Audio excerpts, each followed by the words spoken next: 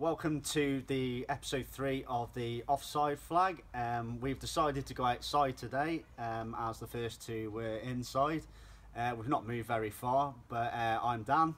I'm Gavin. And today we're looking at the next 4 teams to preview, which are Stoke, Sunderland, Swansea and Tottenham. Stoke, as of this moment, haven't had any incomings. The only one that's gone out is Peter Odemwingie, who I assume is in his Range Rover somewhere on the M6 looking for another club. Yeah, so classic memories from Sky Sports News on that, and I believe Harry Redknapp has gone to pick him up outside the training ground. Yeah, I believe that the only person that's been outside his car window as much as Odemwingie is Harry Redknapp, so match made in heaven. I think the big thing for Stoke is if they can keep the likes of Shaqiri and, well, try and improve upon 9th place from last season. Moving on to Sunderland, we have a lot more interesting happenings there, especially with the new man at the helm, David Moyes. Yeah, David Moyes. Can he keep Sunderland up? Not too sure about this. He needs to delve into the transfer market, and he needs to do it fast. Sunderland, let's be honest, Big Sam got them out of trouble big time last season, and they can't end up there again. David has not had a very good couple of managerial appointments, especially at Sociedad. I think it was a bit of a disaster for him. So I think this will be his chance to prove a lot of people wrong. I personally think though he's a good manager, because I mean the United job was too much too soon. Well, I say after 11 years at Everton, but I think it was too big a job for almost anybody. And I think with Sociedad, it's a new culture, new things to acclimate to. So I think that really Moyes at Sunderland seems a good fit, and I think with Defoe firing in the goals, I think they will stay up actually. Yeah, I think does Phil Bardsley still play for them? Or has he gone elsewhere now? No, he's gone to Stoke, hasn't he? Yeah, I wasn't really sure that Bardsley was a footballer, but I mean, yes.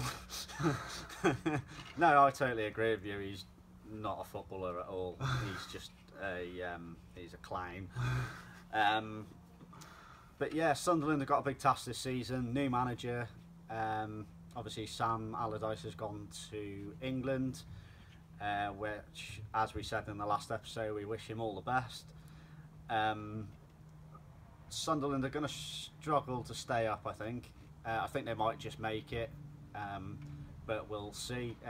We'll have a look in our Premier League predictions when we get round to finishing our preview of all the sides.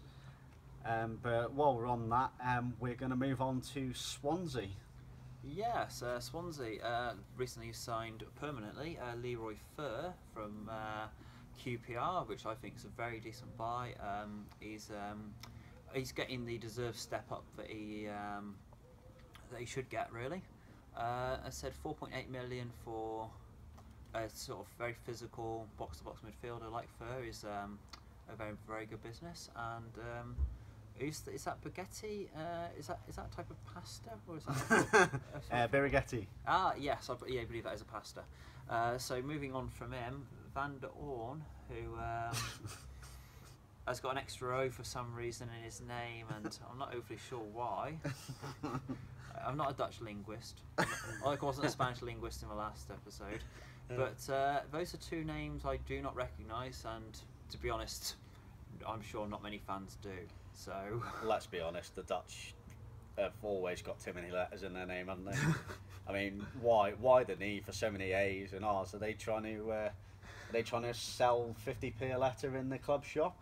Is that what it is?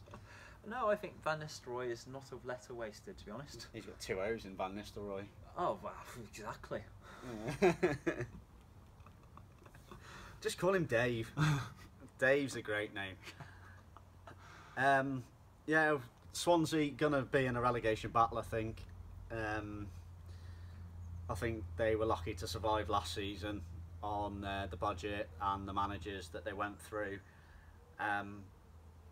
But Yeah, I think they'll be hovering around the relegation zone. One thing they do have though is Ashley Williams, who I think after these incredible Euros should be galvanised. Really, he's I bet I was wrong. A few seasons ago, I would have said Ashley Williams was a terrible defender, but now I realise that he's good. He actually is quite good. So yeah, Ashley Williams, he played for Wales, didn't he? He did. Yeah. No, nobody's mentioned that. No, not. No, nobody's mentioned he's a Welsh centre half. Talking about Welsh players, of course, a team who used to have a rather talented Welsh footballer in Gareth Bale. On to Spurs, and Wanyama in pyjamas is still a very good dream team name if you want it. He's recently built from Southampton. And who's this guy from? Is he a pharmaceutical company? Vincent Janssen from AZ Alkmaar. Believe made his debut for Tottenham today, or I think it was this morning against Juventus. Yeah. Signed from AZ Alkmaar. I think he was for about £15 million. Coming to Spurs, he's got big shoes to fill. I mean, he's going to be playing. Probably playing for his place against Harry Kane, if not alongside him. He's going to have to score goals. Well, it goes without saying, really, doesn't it, for a striker? Yeah. But Harry Kane's banging him in freely. He needs to do the same, otherwise he's going to find himself sat on the subs bench. Tottenham going to need a big squad this season. They've got Champions League games. I'm not saying that they won't get through the Champions League, but there is a possibility that if they did finish third in their group, they're going to need a bigger squad because they'll have to play in the Europa League as well.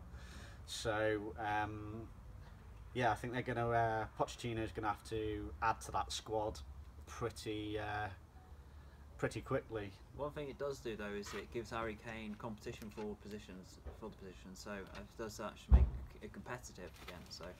So I think it may turn out to be a good signing, but again, we do not know much about him, so we can't profess to know that, I'm afraid. While we're on the subject of Spurs, do you think Hugo Lloris will stay, or do you think somebody will come in with a big offer for him? See, I imagine there will be offers for him, but if I was Hugo Lloris, I would stay because the spine of the team is very young, always improving, and I think we've got this.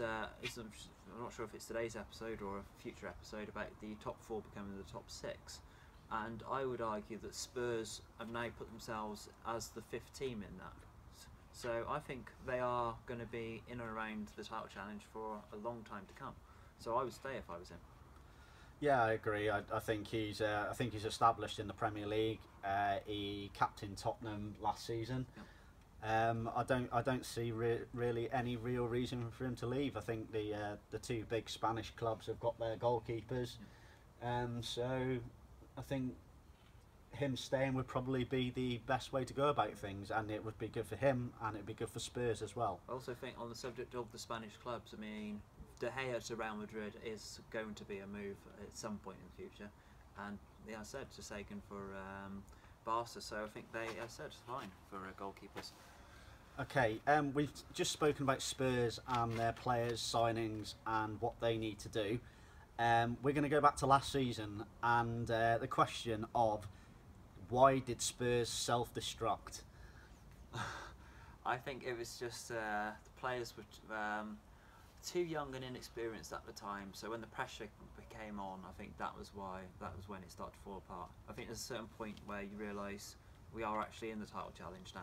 And I think the mindset is a lot different then, and I think that is where it started to fall for them. In my opinion, I think they started self-destructing when they were 2-0 up against Chelsea, and Chelsea brought it back to 2-2.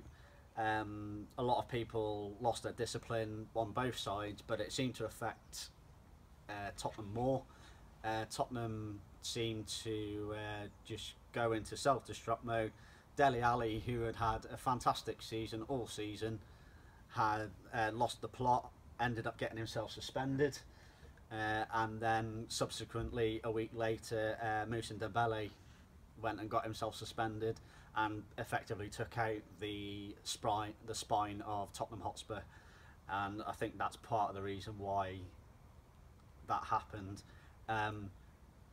Leicester City won the league.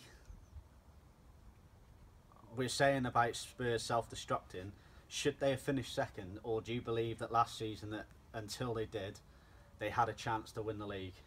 I think they had a chance to win the league, but I think also part of it would be, I think a lot of people expected Leicester to eventually, well, falter in their title bid, but it never happened. So again, I think second, yes, because the way Arsenal picked them to the post at the end.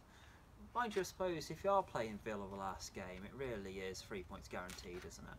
So I guess Arsenal always had that in the bank, didn't they?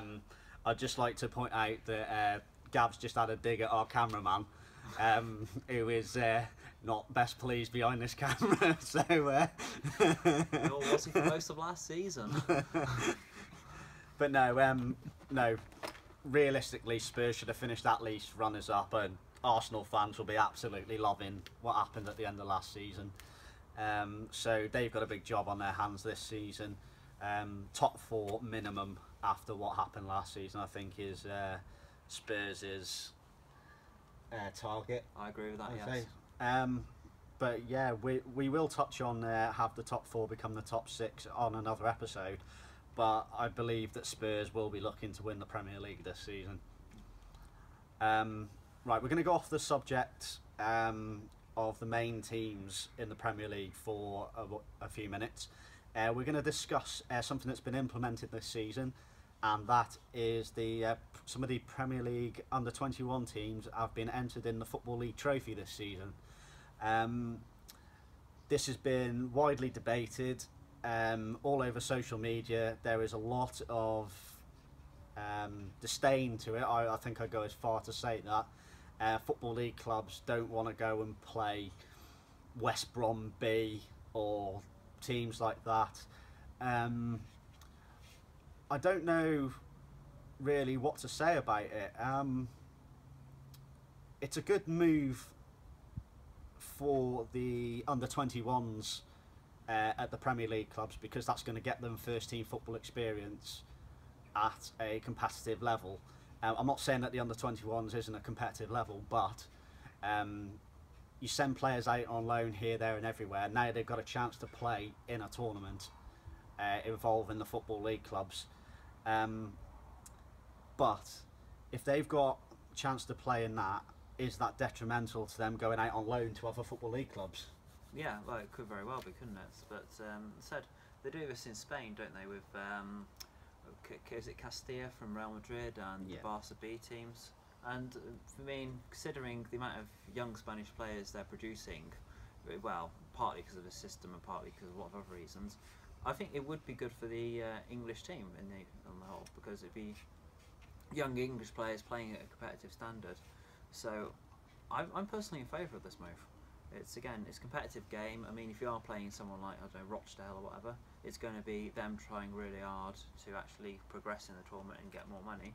Whereas under-21s, as I said, it's obviously competitive, but there's not quite the same as you turning out for maybe your local team or actually a fervent fan base. So no, I like this move.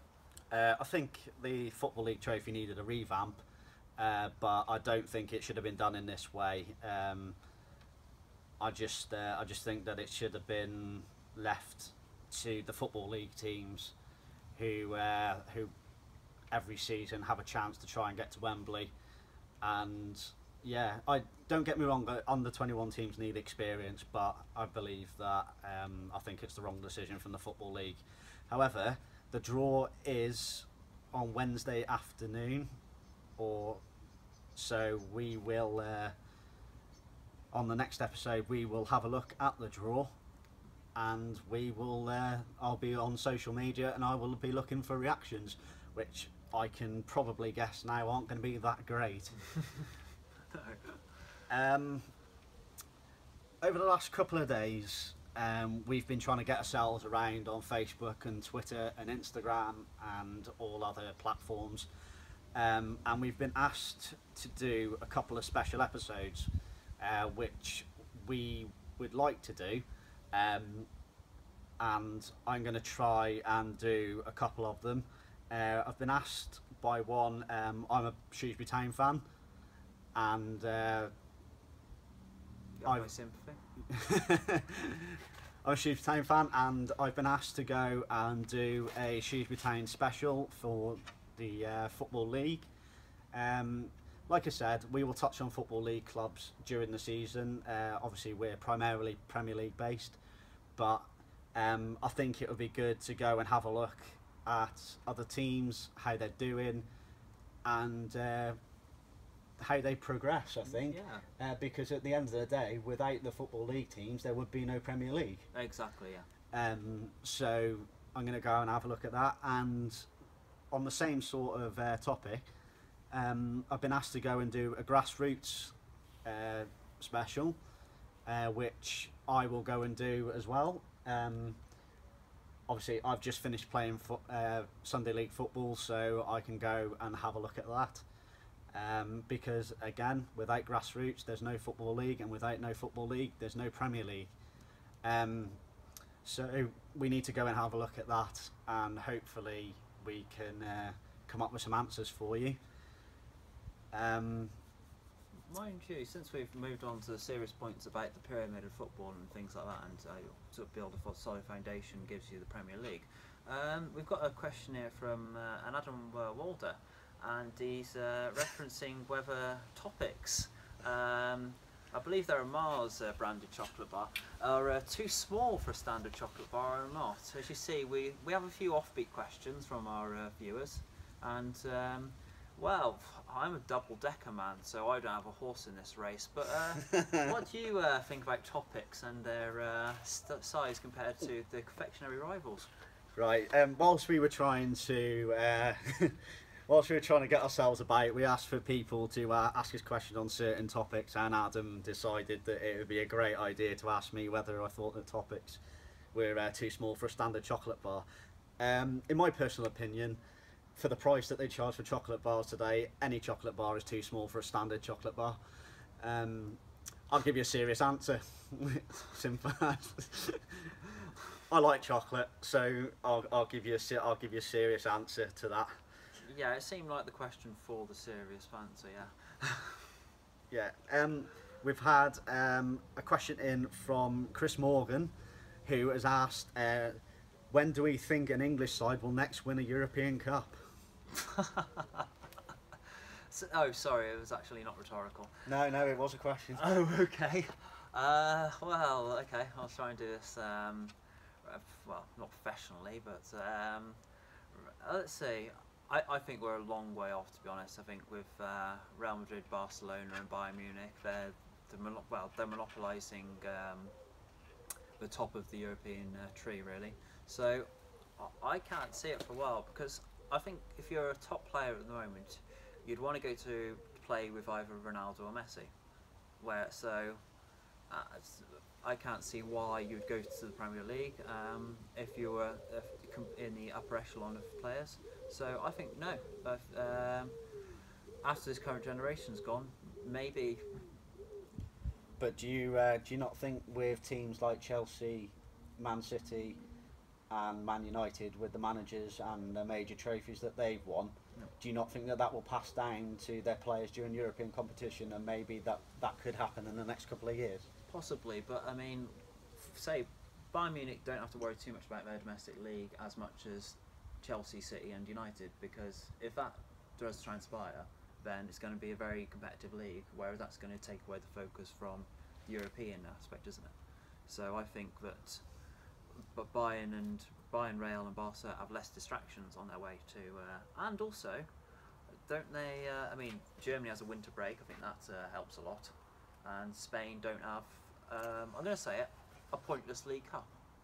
Yeah. So I think fatigue will play a factor as well. Talking about the winter break, I read earlier today that the next chance for the FA and the Premier League to have a winter break would be when the next TV rights deal ends, which I believe is it's 2018, I think it is. So there's going to be no winter break until at least after the Russia World Cup. So I personally, I don't think that affects the players at all. I really don't. A winter break is just a chance to have Christmas off, as far as I'm concerned. As a football fan, personally, I love Boxing Day games. Yeah. I love New Year's Day games, and I love that game over the Christmas period. You get upper crowds, you get better atmospheres, and it makes the whole football season seem worth it, really. Is it not a psychological point from a player when they realise that, oh, I might be tired actually because I've not had Christmas off, whereas a German player or player in the Bundesliga wouldn't actually, they'd go, oh, I feel quite rested actually. Good. So, I don't know, maybe it's psychological, the tiredness as well, but... One last question that we've had in is, can Jurgen Klopp make Liverpool title contenders? I agree. I think he can. Again, because I think Leicester, even though I'd put them, I think I've put them in the top 6 for my Premier League predictions. I think eventually they will be not out of the title challenge. I don't think they're going to be in this year's title challenge, but I think they'll keep falling down every season by season. But I think Liverpool will then take their place and sort of be just outside the Champions League this time, but again, always improving. And say 3 or 4 years' time, I think they'll be legitimate title challengers. Well, they've just offered Jurgen Klopp a 5-year deal, so they obviously have confidence in him to do it. Yeah. It's like any club, it all depends on what players he can bring in. One thing Liverpool can't be doing is missing out on European football every season, because the big names and big teams are going to want to play European football every season. So I think that is purely up to Jurgen and the club to see what they can do about it. Exactly. Yeah, I think that's it. It's once you sort of lose European football, it's a very slippery slope from there. As well, Leeds in the early, and I hate this word, early noughties found out. So yeah, again, European football is the key to keeping the likes of Coutinho, I believe. So so I think we're on to well, talking about what's in the future for the Offside Flag, and that's episode 4, where we'll be previewing the next 3 teams in the Premier League. And we've got more viewer questions. At some point we'll be doing a predicted league table, which will be wrong. A joy to look back next May at. So I think I got 4 right from last year's one, so hoping to improve upon that. I had Chelsea to win the Premier League last season.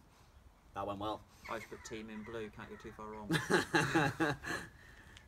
Yeah, we've still got loads of questions coming in, which we would like to put into episodes. If there's a question that you've asked and we haven't answered it so far, there are questions coming that we will quite happily answer. And others we won't. Yeah. There is one question that we would like to touch upon, and it is a very touchy one, and I would like to answer this, and I would like to tell the certain someone the answer to their face, on camera. Liam Page. I asked people to ask some questions, football or non-football related. Liam Page comes up with, how many pieces of Lego can you stick up your bum? The answer, Mr. Page, is there are probably channels on Sky in the 900s that you could probably get the answer to that. And it's not an experiment that me and Gav are willing to try. So on that note, we are going to end, and hopefully you liked it. Please continue to watch. Please like and subscribe. Again, any feedback, positive or negative, we will take it on board. We will look at it and we will try and make things better. Thank you very much for joining us. Thank you.